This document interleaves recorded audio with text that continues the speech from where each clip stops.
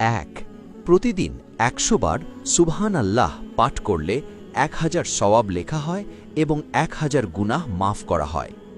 2 আলহামদুলিল্লাহ মিজানের পাল্লাকে ভারী করে দেয় এবং সর্বোত্তম দুয়া। 3 লা ইলাহা ইল্লাল্লাহ সর্বোত্তম জিকির। 4 সুবহানাল্লাহ ওয়ালহামদুলিল্লাহ ওয়া লা ইলাহা ইল্লাল্লাহু ওয়াল্লাহু আকবার।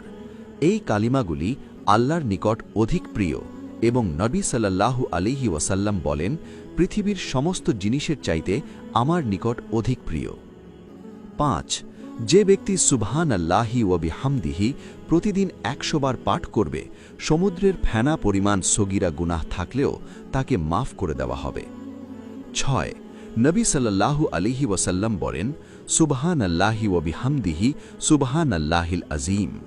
এই কালিমাগুলি জিহ্বায় উচ্চারণে সহজ, মিজানের পাল্লায় ভারী, দয়াময় আল্লাহর নিকট প্রিয়।